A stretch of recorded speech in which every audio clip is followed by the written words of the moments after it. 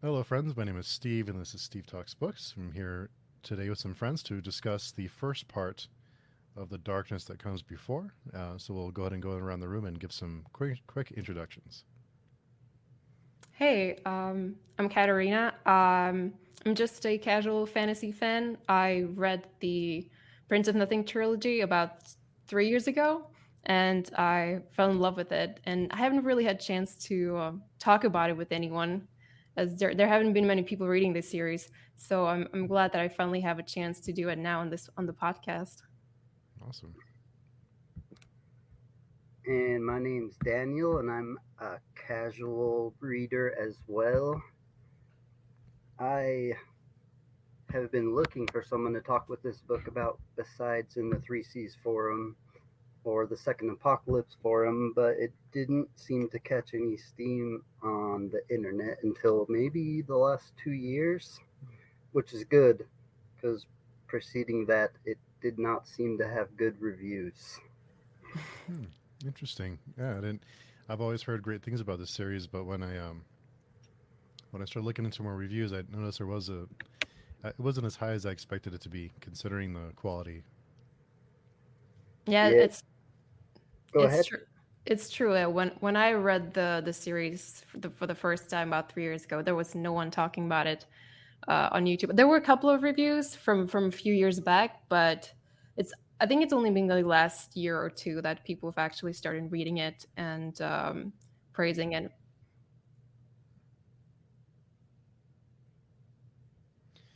Cool. And just for anyone listening, Katerina, you're in the middle of the Aspect Emperor series now, right?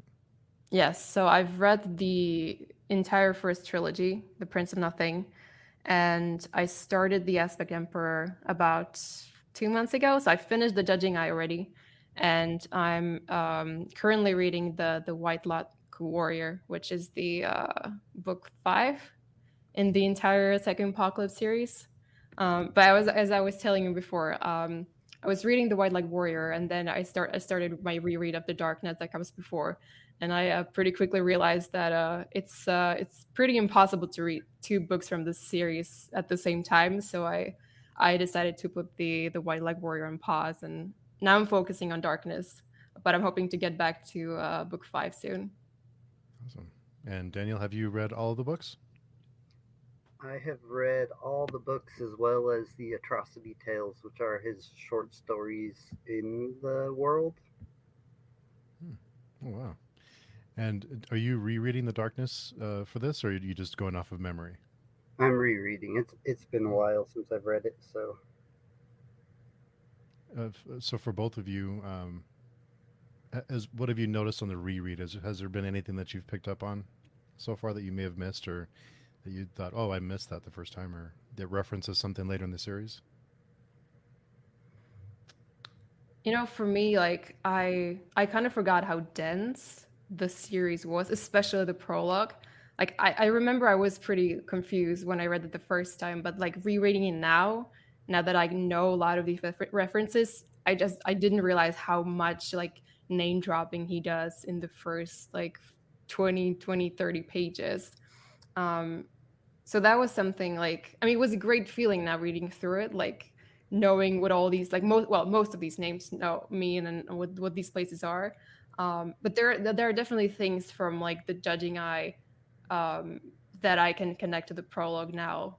um, Mm. yeah. Oh wow! What about you, Daniel? Has there been anything you've picked up on? yeah, I had the same thing since I know all the names now and the places. The reading was just much smoother and better this time. And there's some things in some of the Atrocity Tales that were revelations this first rereading, but I can't say anything without giving any spoilers. So I'm actually curious. So when are you supposed to read the Atrocity Tales? Like, are they completely standalone, or are you only supposed to read those after you finish the Aspect Emperor? I would say after the first series, you could read the Atrocity Tales. So you Right. guys could both probably get into them now if you'd like. Yeah, I've only read the this is my reread of the first book, so I'm fairly new because I've only read the first book, but hopefully we'll be going through all of them. But yeah, I definitely want to get into that one after the first series. So I guess we can start with the prologue, and it is quite a prologue. uh, Daniel, what were your thoughts on rereading the prologue? It was really good. Uh, it is an intense way to throw you into the world and show you the heartlessness of the main character real quick. You know, like when I read it the first time, because as I said, I was so confused, and I also actually did it. I did the beginning of Darkness on audio only. Like I was getting so confused. I didn't even realize that the first part of the prologue, the short one, that it takes like it starts in Ishwal, like that they both take place at the same place. Like the first prologue starts in Ishwal, and then you jump like 2,000 years, and you're in Ishwal again. I didn't even realize it was the same place until I reread it this time. I don't think I noticed that this time either. Now that you mention it, um, so it does start off with an apocalypse, right? With it seems like a strange place to start, but I thought it worked really well. What are your thoughts on that one? Yeah, I mean, like there's a lot of thinking in this series about what has come before, and like in a way, he does start the series with telling you what has come before, which is the first apocalypse. So I think it's pretty fitting to the theme of the book.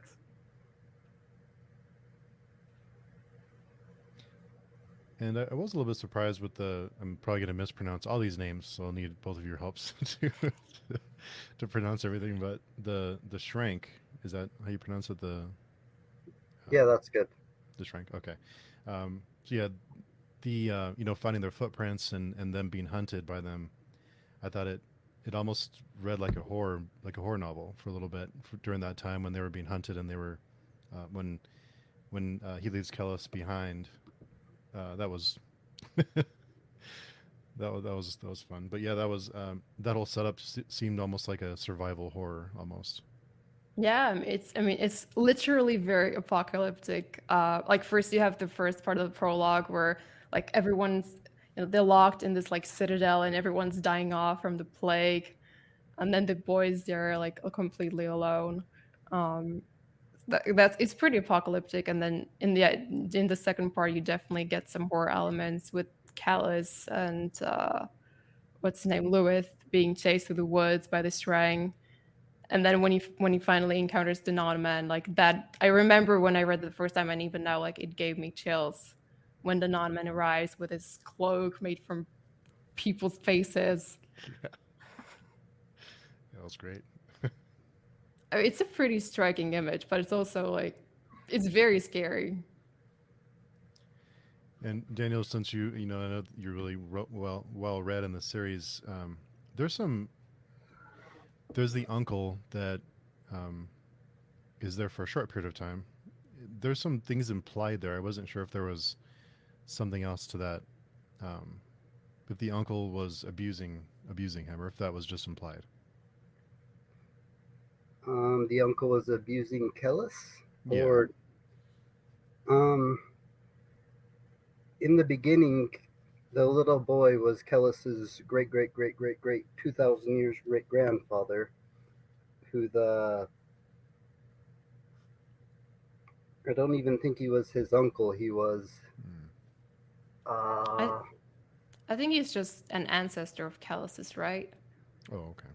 Like he is the Anasarimber who starts the line that eventually leads to Callus and Wangus.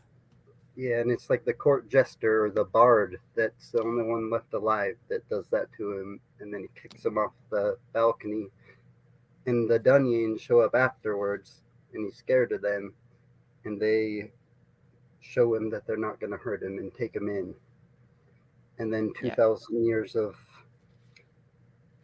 selective genetics later.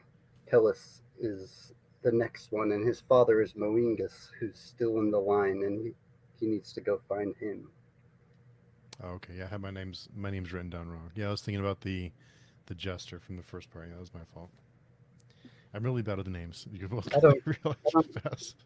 I don't remember his name off the top of my head. He's the bastard son of Kelmomus, or not Kelmomus, the bastard son of Of the, Gunrelka, I think. But I don't think he's even named in the prologue. The little boy, the little Inasarimber. yeah, he might not Mhm. be. Yeah, I don't think he is. Just and best remember had fled from Uxtal with the remnants of his household, but I don't know that it names the. I bet Let's, if you go in the back of the book, it's there somewhere. He's done all of the history, so oh, okay, here we go. Yeah, I was tempted to look in the back of the book because there's so many characters, but yeah. I haven't yet. I've been trying to write things down. I think it's pretty useful, especially if you're getting lost in the names. I don't think there are any spoilers in the appendix, and he gives you a pronunciation for the main POV characters, I think, in the appendix as well. Did you use the appendix, Daniel, when you read these ones? Probably not till I got to the second book. I feel like I read these 15 to 17 years ago. Hmm. I was in high school. I was young. What were It you was doing reading these in high school? it was pretty traumatizing. I just picked it up one day on a whim. I was looking through the fantasy section and just grabbed it. And after I got to the non-men, I too just wanted to keep reading. I thought it was really interesting that Kellis, who seemed so powerful over Lewith, didn't understand that Lewith was right about magic and a lot of the stuff the Dunyin had taken away for some reason. Yeah, I think Kellis has a lot of discovering to do throughout this book and throughout the series. For someone who knows everything that comes before, he does. And that they're predicting what will happen. That was that you mentioned about the 2,000 years between the first and second prologue. I'm guessing that gets explained later, but that was is that what you were referring to earlier, Daniel, about selective genetics? Yes, Okay. the Dunyin have only been selecting the best of the best for up until the time they arrived.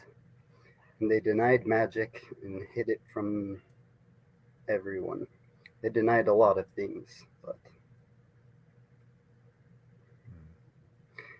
and when you were talking about the series being somewhat horror like in that first sequence, there's lots of sequences to come that horror readers would enjoy probably. Yeah, this is something I think a lot of horror readers would really enjoy, just with the themes and the atmosphere. I think, but I think most horror readers are a little intimidated by the size of these big fantasy books, or they don't really. There's so many great fantasy books that I think horror readers would really love, but we'll try to convert them. Yeah, I mean, I don't read much horror actually, or I don't think I've, yeah, I don't think I've read much horror in my life, but there are definitely some scary moments in this book. So I think if that's something you're into, I would recommend The Prince of Nothing for sure. Yeah, the non-man at the end of the second section, uh, the uh, the cloak, and he's bleeding black. Oh yeah. That was a great scene. It's also quite funny because you have like Callus fighting the non-man. He's totally trashing him. He has him on the ground. He's pointing his sword at him, and then the non-man is like, "Oh well, I'll just use magic on you," and he throws Callus off like on a wall or something. It's I mean, I know that these books get reputation for being very, very dark, and I think justly so. But there are also some pretty funny situations. Yeah, we'll get to that here. There's a few with, is it Akmain? Akamian? Akamian. Okay, man. Okay, I Yeah. told you, I'm gonna drive you guys crazy, but yeah, Aka. there's a few a few a few lines with him in it. So the first chapter, part one, was the first section. First part is the sorcerer. So we go 2,000 years after the prologue, and there's so many great quotes in this book that I was just writing down, just great lines. Small names are often given to horrifying things. I love that one. Yep. There are many great quotes. Yeah. I agree. And Akaman, sorry. You can call him Aka if you want to. Okay, that's easier. So he's a sorcerer, and he he seems very unsure of himself, at least in the beginning. He seems a little, um, and I like that he was, he's described as kind of pudgy, and he's not the, what I would expect with the first character like this. Yeah, he's not the mighty, confident wizard that you usually get in fantasy. And he's a terrible spy. Yeah, he is. Yeah, and a terrible judge of character as well. Like he completely mischaracterizes Geshruni, the slave soldier he's trying to convert into an informant. He completely misjudges him. Yep. And he kind of left him out. He kind of hung him out to dry because he was trying to convert him, and he didn't really protect him. He left the note at the end of the first part. I think it was the first part, with the boy in the alley to kind of let him know that he'll look out for him, but it was already too late. So I thought that was pretty messy with that. Yeah, but also I found it pretty funny as well. Like as you say, like I think a few pages before he leaves the note, like Geshruni's just getting beaten by this merchant figure, and he's getting his face ripped off. And then Akamian sending him this letter, like, "Oh, like don't worry, I have to leave. What is it, Carathusil? I have to leave Carathusil, but I'll take care for you. Like, don't be concerned." And where he's already like lying somewhere in the river. Yeah. Yeah, he almost didn't even have the chance to protect him. Yeah. Yep. Yeah, and they moved pretty fast too, because he was just leaving the bar, right, or the tavern. So they Yeah, didn't and wait very long to get him. he was in the tavern watching him. Mm. Yeah. I think yeah, as soon as the Kamian leaves the tavern, that's when the spy, the merchant approaches Gashruni. So yeah, you're right. I think it happens immediately after that. But kind of going back to your to your describing Akami, I think he's like reading through this book again. Like I always liked Akami, but he was never like one of my top characters in this book. But reading it now, he's such a wonderful character. Like he's so complex and so contradictory. As you said, like he is very he doesn't have much confidence.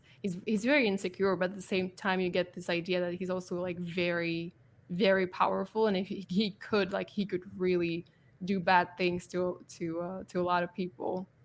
And he's like also very intelligent and very educated, but at the same time he's kind of he's very gullible and he's not very good at reading people. Um, so I think he's actually like way more complex character than I remembered him to be. He's very human.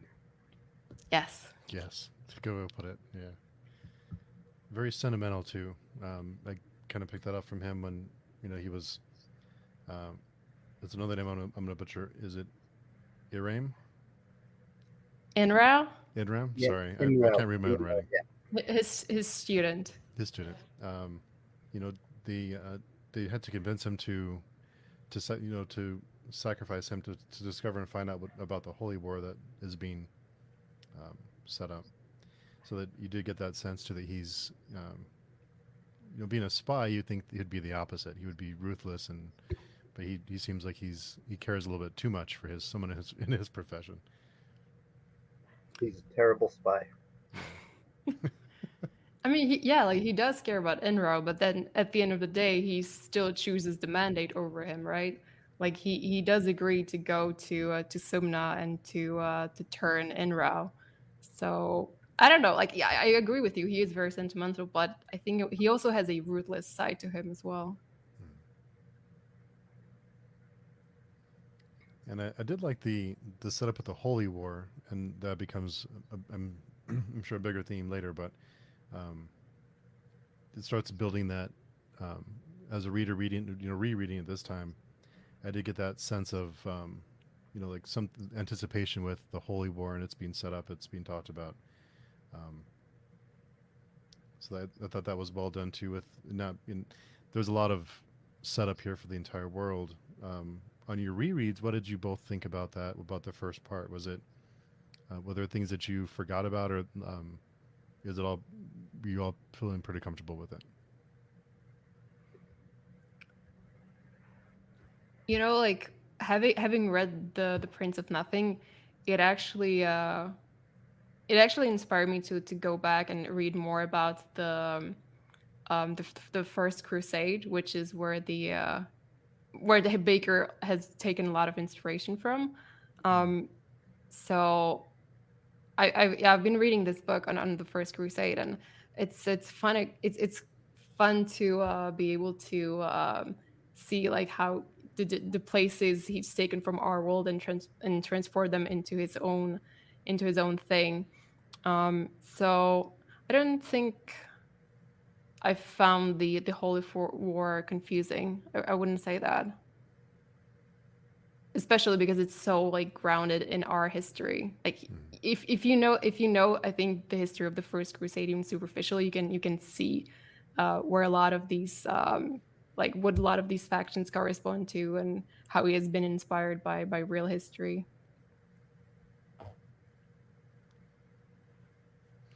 Was that something you did too, Daniel? Did you go and review history and kind of see how it's connected, or what the inspiration was for some of the plot? I've watched a lot about the Crusades, but I didn't go look at the places so much. A lot of what I mostly noticed this time were things that happened later, so I can't really say because it'll be a spoiler. But since I've read the books, there were some things that I was able to recognize that I couldn't pick up the first time because I didn't have the knowledge to understand them. So how did you, Steve, make sense of the different religions and the different factions that are involved in the Holy War? I think it helped this time that I took better notes because I was writing things down. I was trying to avoid the appendix because I was afraid to get spoiled on anything. But it did help when writing things down. I think the first time I missed a lot. I feel like I missed a lot on the first read, so I think it really helps something so dense, especially the first part, because into the second part, I won't get into details, but it does. There's less. It's more, the world moving along and the stories and the characters doing things and things unraveling or things unfolding. So the first part is a lot of setup, and it helped to take notes this time to try and keep track of everything. Yeah, there's definitely a lot of exposition in the first part. That's for sure. So I mean, I don't know. Like you probably noticed that there. I think it's the epigraph, the first chapter.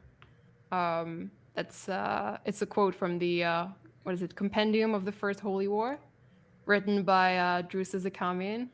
So, what did you think of that? Like, what holy war do you think he's writing about? I thought it was the first. I thought it was. Oh, I'm sorry. Go ahead. Nah. Oh no. Go ahead. No, I assumed it was the first one, but I wasn't sure. So the first one being this one. Oh, the previous the one from 2,000 years ago. I assumed it was something to do with that. Is what I had assumed. But Okay, so you thought he was Kamian was writing about something that already happened in the past. Okay.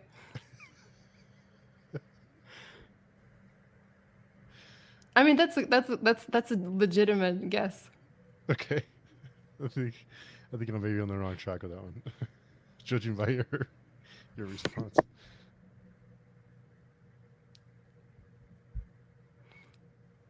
Yeah. You just have to keep reading to find out.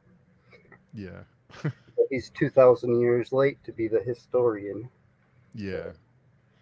I'm really bad at the names, so I have a bad habit of that's what helps to take notes, but the names get away from me, especially in fantasy, which isn't a good thing sometimes. The names actually weren't too bad. There's a few other series that the names get really long, so it's really hard to keep track. These names aren't too bad. Um, but we did talk about some of the humor in the book and some of Aka's time with Esme.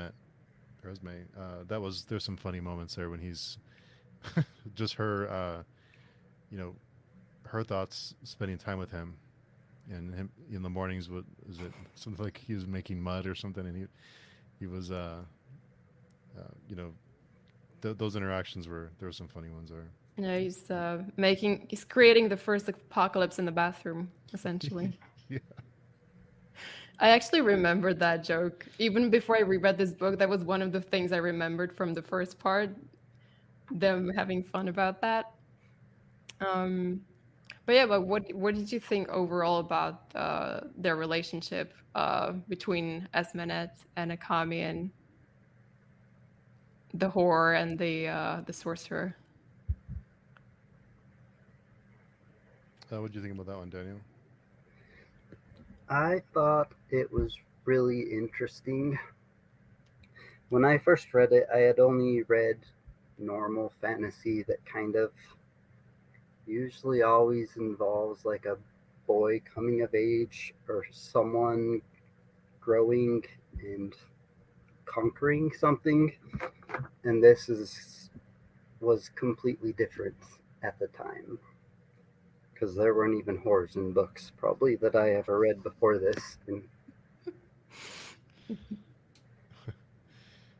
Yeah, it made me a little sad because I think um, it seems like he really cares for her, but it made me wonder: is it just something temporary, just when it's convenient, or is it something more? Because it seems like it's something more, but then he would disappear when she had clients, or people would come and knock. She didn't want to you know to not have her clients come around just because he was there. She wanted to keep people interested, I guess. So yeah, him finding her after she was abused and wanting to find out who it was, all those little things made me wonder why he didn't take it further. But then I don't know if that's something that he's um, if that's even possible for him if he wanted to settle down and have a white picket fence kind of thing. it's Yeah, uh, Akka and Ezimnet are both like the outcasts of this world. They're both damned because one's a sorcerer and one's a whore, and they're both not going to heaven according to the latter prophet. So they're likely couples, but as you've seen with Inrao, like Akka cares about him, but the school still is more important. So even if he loves Esmond, he still has he can't, if that makes sense. yeah, He's, it's not really possible for a mandate schoolman to just take off with a prostitute, start a family, build a house. It's not the way of the mandate. That's for sure. Um, and with his jealousy, you can tell he's thought about it. yes, like you can definitely see that he cares about her a lot. Probably loves her, but he still like at the end of the day, he still decides that the mandate is more important for him. And the same way for her, like I think Esmeralda clearly she cares deeply about Akamian, but she also knows that like he's not going to choose her over the mandate, right? So even though she knows that her continuing what she does makes him jealous and angry, like she knows she has to keep doing it because that's how she makes her living.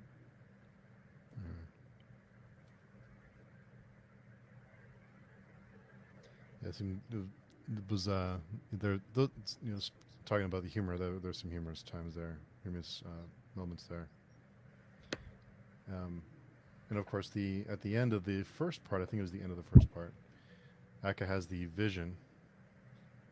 That I'm sure there's a ton of things that are going to be referenced later. So I'm going to ask you both about that one. The dream. He has The dream, dreams. yeah. So every night he goes to sleep. He doesn't ever go to sleep. He simply goes into the eyes of the creator of his school. And then he wakes up and just goes about his real life. Never sleeps. And that's true for all of them, right? Any Yeah, all mandate schoolmen. Yes, not all wizards, but it's that's something that's unique to the mandate, and it has to do with the idea of I guess preserving historical memory.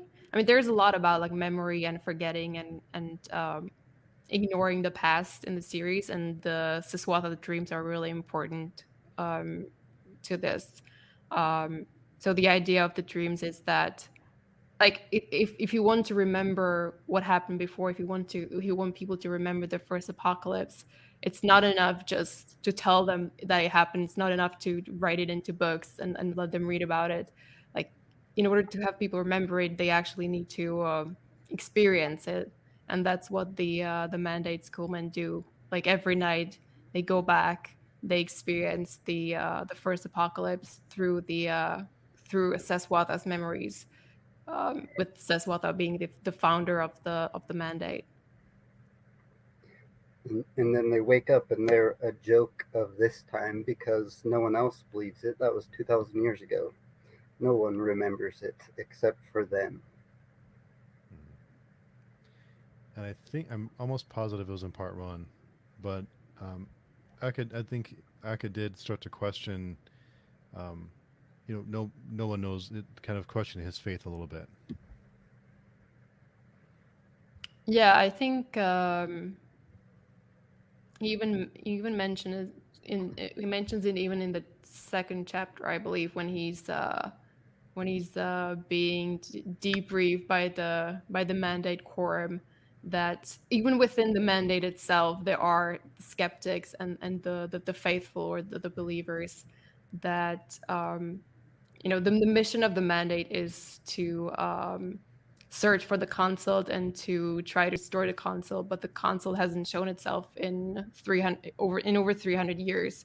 So even within the mandate there are some people who believe that maybe that's pointless, maybe the consult is gone, so what are they still doing chasing after a specter?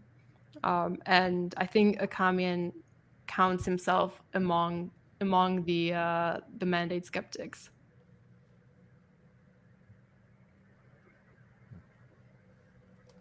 So for both of you, what stood out on your reread? Without, I know both of you know a lot about the series, but without any spoilers, what stood out for you on your reread of the first part? For me, it was. I hear people say they don't like Akamian that much, and in this first part, he's just real human to me. And of course, humans don't always make the greatest choices, and they don't have the vision the reader has, so they might not be expected to. But I thought he was a real good character this first part.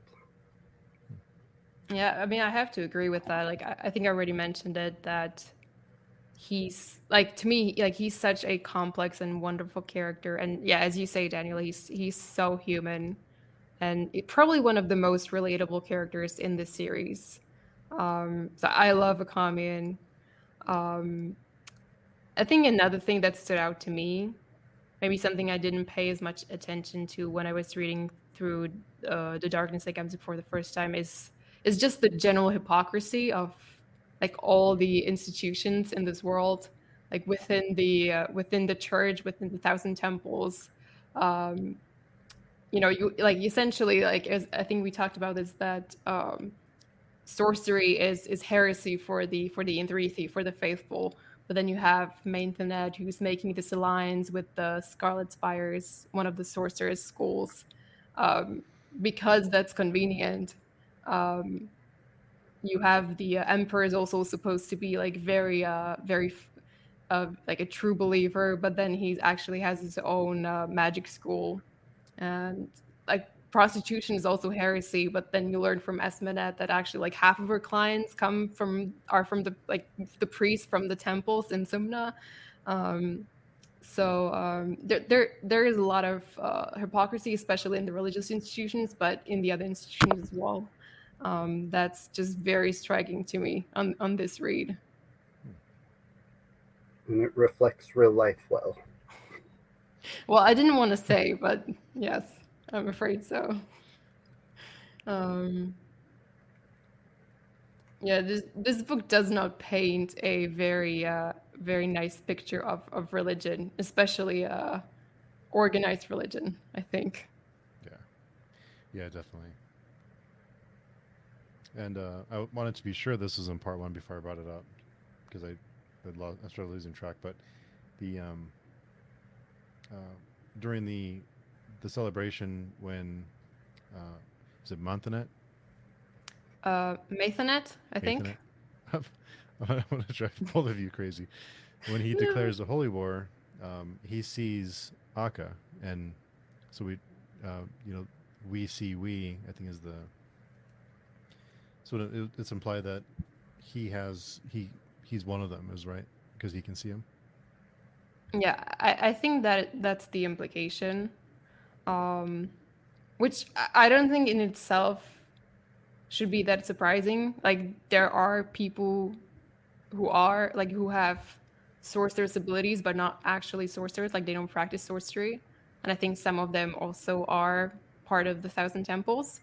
But I mean, I imagine that after that like religious experience that Akamian has in the central square when he's listening to Mathanet, that him then meeting him and the Shrier recognize him, that him as a sorcerer, that it had to be pretty scary for Akamian.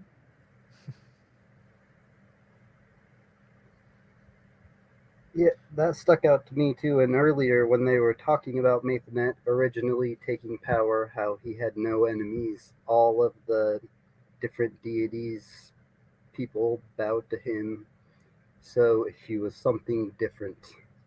And that's why they wanted a Kamian to go, and because he had the connection with Inrao. But I think that the few can see the few, but the more horrible things you've done, more the more you're tainted. Hmm. Yeah, I think that's accurate. Um, but definitely, Maithanet is a pretty striking figure, and someone you might want to pay attention to throughout the series. Just saying, just a suggestion. Nudge, nudge. Yeah. Um, yeah, because I mean, even a Kamian who not the most religious guy that we've met, he's pretty moved by Mathanet and his sermon in the Hagurna, or whatever the name of the temple complex is.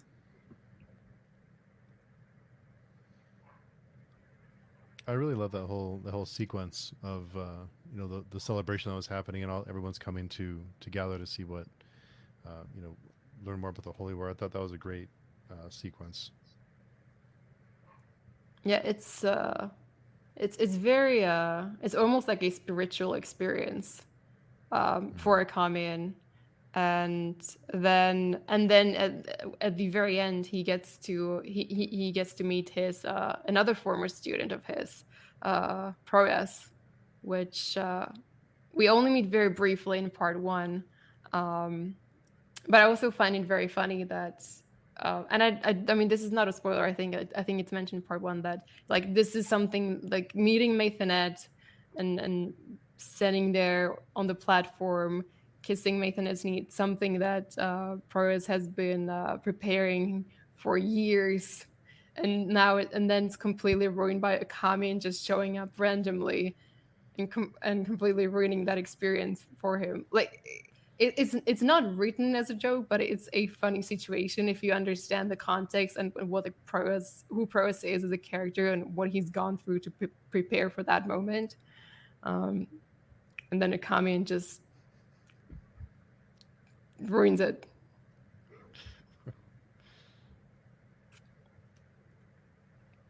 Yeah, he seems to be good at finding ways to do that on purpose or otherwise. I think usually otherwise. He seems kind of oblivious to that.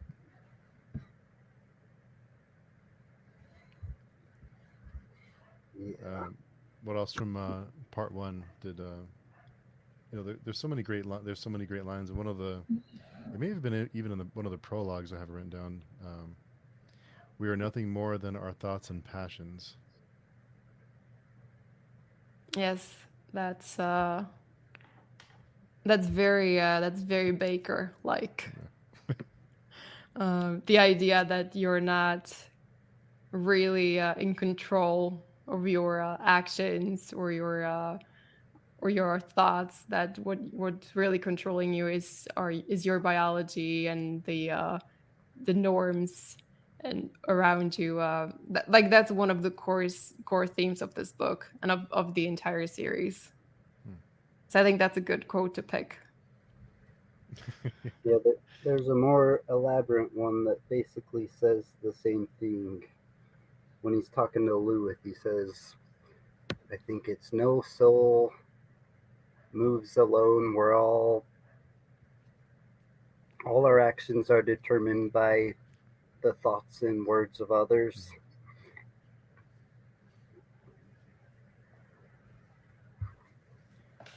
Yeah, it's some great lines. And just for my reference, you both know already very well that I'm bad with names. Is it Baker or Backer? Because I've heard it pronounced both ways. I've always assumed it was Baker, but I actually have no idea if that's the correct pronunciation. I think it is Baker. Oh, okay, great. I was afraid I was wrong this whole time. So I think it's. I mean, I don't think that Baker would mind. Well, I may be completely misremembering this, but I think I read an interview with him where he was asked about the naming system of the characters, and he basically said like, sometimes I just come up with a name that looks good on paper, but I have no idea how to pronounce it myself. So I think you're good. Like mispronouncing names, it's not such a big deal. okay, I just want to drive the two of you crazy the whole time with all the. Once once it's in the hands of the reader, it's not his to name anymore. It's You true, can yeah. listen to audiobooks, and when they change the reader, the names change with it, sometimes in the middle of a series. That's true. I actually most of my pronunciation is based off of the audiobooks. And I Mm. have no idea if the narrator got it right or not. I don't feel so bad now. So thanks, thanks to both of you for making me feel better. No problem. Yeah, That's the tricky part. If you can just not get tripped up on the names, the whole thing becomes much easier and better, I think. and I did on the second read. It seemed denser to me than the first time, and I wonder if it's because after starting Malazan, I wonder if it's part of it is maybe my reading habits have changed since I read it the first time. For someone that's getting into the series or that wants to get into it, what advice would you give to them? That's a good question. I guess don't be afraid and read the trigger warnings. um, no, but like in all seriousness, I think once you get over the part one, it becomes a lot easier. The first part is it's very dense. There's a lot of exposition. I still think it's done pretty well. Like I mean, I'm someone who enjoys world building a lot, so the fact that I'm learning a lot about the world, it doesn't necessarily bother me. But I know it can be a pretty daunting for some people. But I think gradually it does get easier, and then especially once you get through the first books, things start to be much smoother. Things like it becomes much more. The story becomes much more linear, um, and yeah, I would say just if you can push through the first book, even if it's not, if you're not, even if you think it's not the greatest experience. Um, and you'll be fine.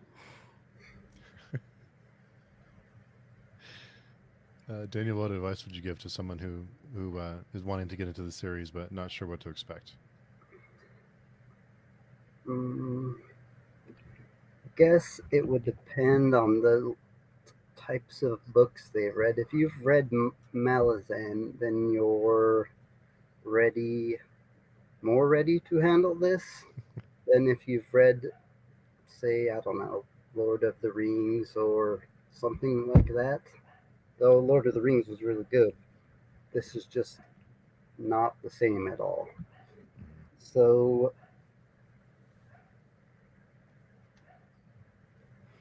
I mean, I, yeah, I would agree that if you've read Gardens of the Moon, you're fine. Like Gardens of the Moon is more confusing than The Darkness That Comes Before, in my opinion, at least. if you read this and you can't read this or don't like it, read something else until you've read something similar or something that ca- catches your attention that's along the same lines, and then come back to it. I've heard of people doing that before and then enjoying it finally. Yeah, I think reading Gardens of the Moon was a whole nother experience. I don't think it's anywhere near as difficult as Gardens of the Moon. Uh, No, yeah. I mean, at least I think it's written in a more traditional way. Like it's not like it's not completely like a classical fantasy, but it's even though it's the prose is it's not simplistic. Like it's the prose is beautiful and it's like well Mhm. crafted. It's still like similar to most modern fantasy. Whereas I think Erickson is he has his own particular style. And I think the cast of characters in Darkness That Comes Before is also a lot smaller than the Malazan books. Oh yeah, yeah. Yeah, it wasn't until the second Malazan book that I thought, what is going on? The first book I just accepted and got through, and it was good, and then all the characters were gone, and I just didn't know what if I was even reading the same series anymore. But Yeah. I've gotten through that, and it is good. I think I'm on the eighth book. Oh wow. Nice. So, anything more? Anything else you either of you wanted to add to part one? Um, I thought it was pretty interesting how his conversations with Lewis in the cabin, though they were casual conversations, basically explained the whole world and the state of the world. Hmm. Because Gellis didn't know either, and he basically thought they were all lies. until he went out and encountered the shrink and realized maybe they weren't lies. Then he encountered magic and realized maybe he was telling mostly the truth. But Lewis laid out that all of the drama going on to the south, and then his little conversation, or Akamian's conversation with Inrao, or Genielka, is that his name? The slave who gets killed.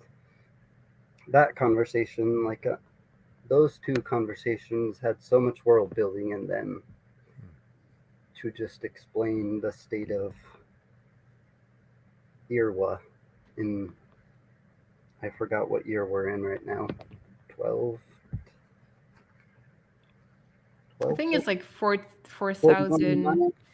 Yeah, 41. some, something like. 4,110, I think. Something like Yeah, I mean, yeah, I think like he does so much exposition in the prologue and in part one, um, but I never found it to be like super aggressive. Like I never found it never felt like he was just taking like a page or a paragraph to just explain things to you because he has to, so that you are able to follow. Like even though there's a lot, it still felt very natural to me the way he introduces the world to you. I don't know if that was your impression as well, um, but I really enjoyed the world building, even though it's very dense. Mhm. And even, Daniel, you mentioned about that conversation revealing a lot about the world. It didn't seem like it, which must be really hard to do as an author, to not feel like, to build a world that's, so dense and so much history without it feeling like um, without it feeling like you're trying, because it's just in the conversation. Yeah, it didn't feel forced to me, Mhm. definitely. It wasn't until you mentioned that, but there's so much in that conversation that I thought back on it, that there was a lot in that conversation. It didn't seem like it, but there is a lot. So Yeah, it he must says be really Shrank. hard. He's like, no, there's not Shrank. He says, no, man, no men. And he says, no, they're not real. He says, magic. He says, what are you talking about? And then he goes out and realizes maybe it's all sort of real. I And started to. I'm sorry. Go ahead. during the fight with the non-men, it was a real physical fight, and Kellis was completely dominated him. It wasn't until there was something that he did not understand until he got defeated. So all he has to do is catch up to the non-men and the things he doesn't know before he conquers the space before him, like a Dunyan's supposed to. Yeah, he has a lot of learning to do between the prologue and the time we meet him again. If we do at all. If we do, yeah.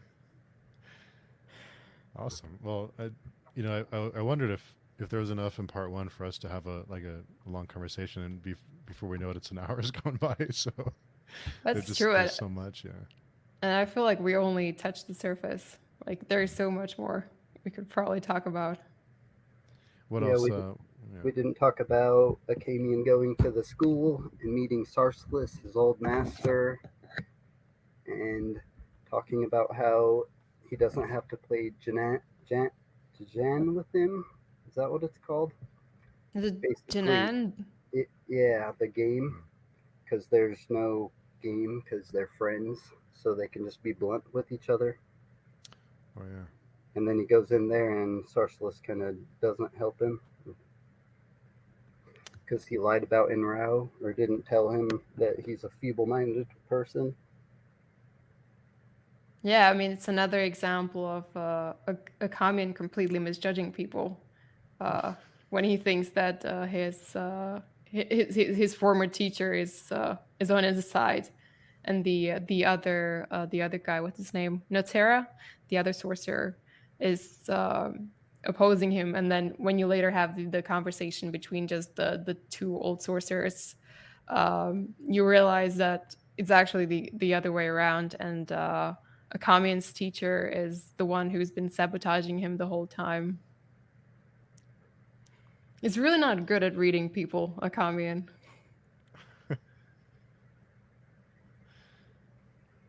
Yeah.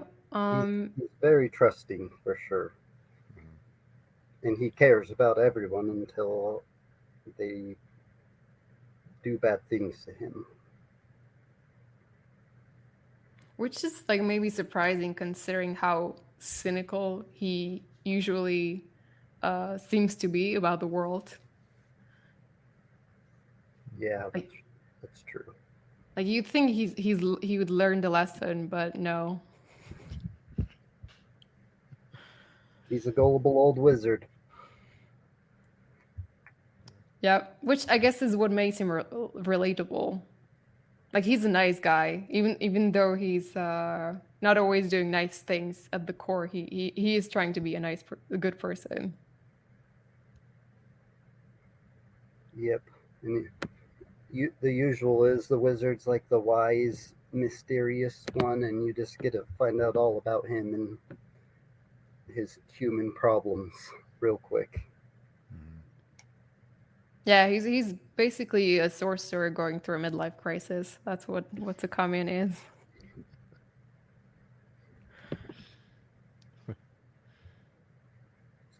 And what other things from part one stood out for both of you?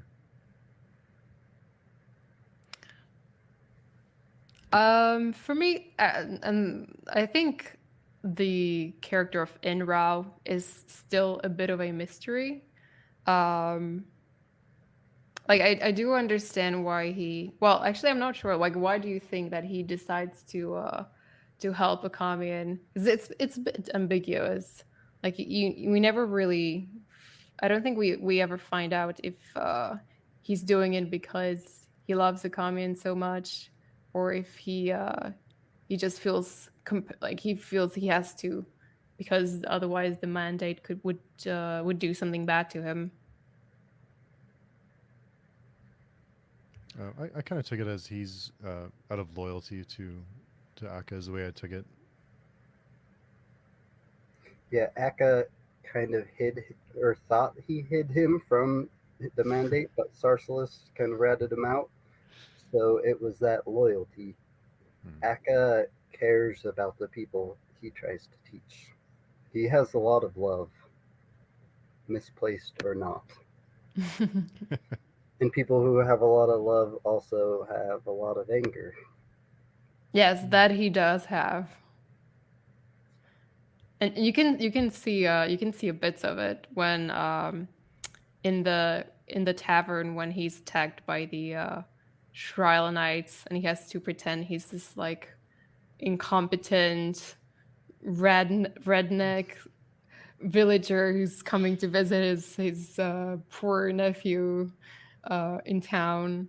But then he gets really angry about having to do that when he's this like mighty, powerful sorcerer. So yeah, it's true. Like there is a very angry part to a commune.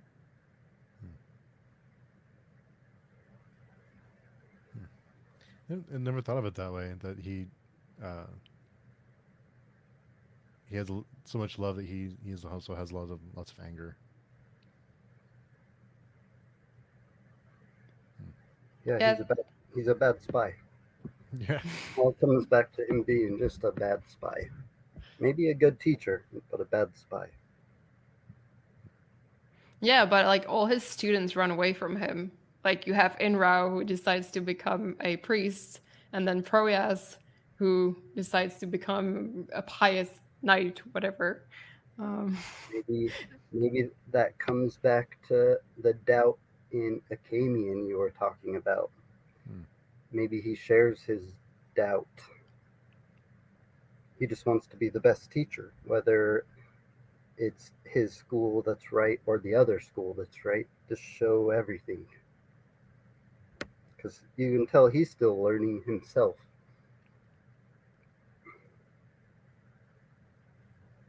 Yeah, I never thought about it that way. That his doubt is infectious to his students.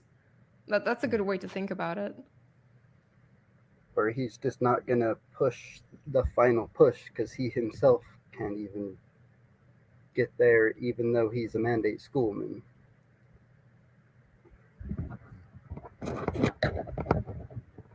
But we'll see. We'll see as the books go on. I can tell both of you are being really careful about how much you say. I'm trying. I'm trying. Me too. I've tried my best.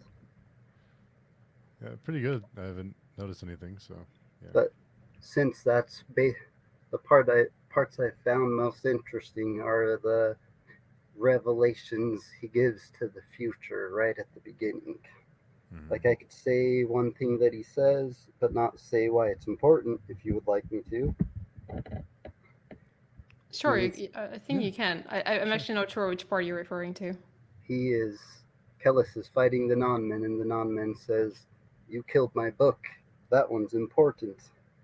And he doesn't say what a book is or why it's important, but it's a strange thing for him to focus on when it was just Shrink he killed. Why is there a Shrink book? It was just weird.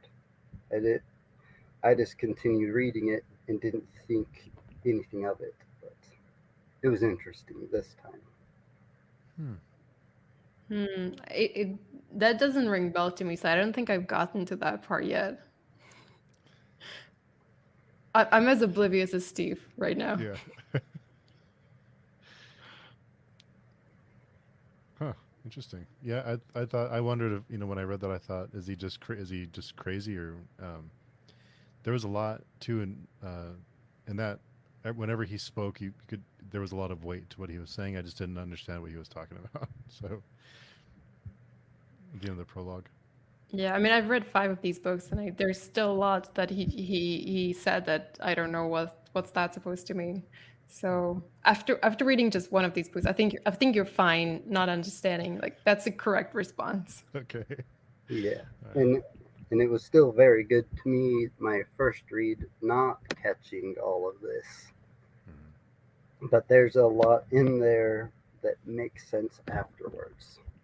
You could read the whole series and then read the atrocity tales, and it would make the series a little bit different.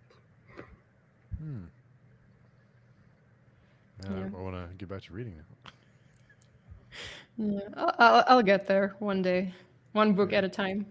One part, one book at a time. Me too. I'll start getting to the next part. Awesome. Yeah, I think part 2 is probably where 2 of my favorite characters get introduced, if I remember correctly. So I'm looking forward to that. Yeah, I did cheat and get into part 2. I'm almost done with part 2. Oh no! I just couldn't stop. Last night. I just couldn't stop. Couldn't put it down. So. Oh, that's understandable. Yeah. Well, you can say what your 2 favorite characters are after the stream or next week when we do it again. Happy to. Awesome. So before we start the recording, I wanted to give you both a chance to see where people can reach you if they wanted to contact you, if you have any place that you're online or... I think the easiest way to reach me right now would probably be at the page showing forum. I'm just at Katerina. I also have an Instagram account, which I haven't used in a few years now. It's at the errand. If you really want to follow me, you can, but it's not much. It's not much you get out of there. I think the last picture I posted was about a few years ago. So if you really want to, you can. Yeah, I'm also not active on social media, but you could comment in the forums and I would see it, or comment on the YouTube channel. Just comment on the forum.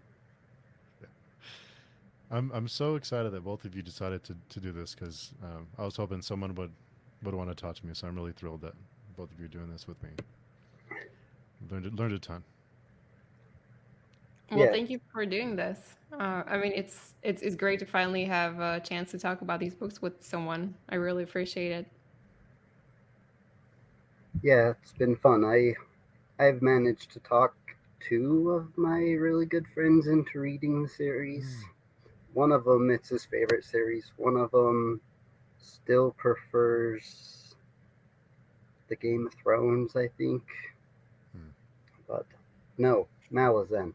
One of them prefers Malazan. One of them prefers this series.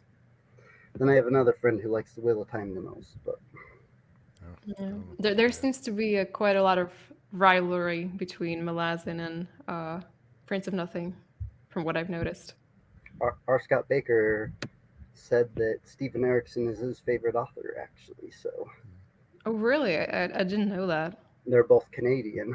I think Stephen Erickson gave a quote in one of his books. I don't know if it's this first one. I think it's in the blurb. I don't know if Yeah, I'm looking at my copy right now. Oh, yeah, I think it's on the take note, bottom. one and all, something remarkable has begun. Yeah, Well, yeah, it's very small font, but it's a good quote. hmm. It's a good blurb. Cool. Well, we'll be back next week, and we'll. Or did you both want to chat the second part, or do you want to try and do more than one? I think if you're meeting up next week, I'll probably just do the second part, if that's Okay, okay with you. sure. We did an hour on one part. We could probably do that again. Yeah, awesome. Sounds good. And thanks everyone who's listening and hanging out with us. And of course, if you'd like to join, all the information is on the forum, and we'll be back next Friday. So I hope someone else, if you're rather listen or if you'd like to join us, it's open to anyone. So thanks again to both of you for hanging out and chatting about this book. Looking forward to next week. Yep, thank you.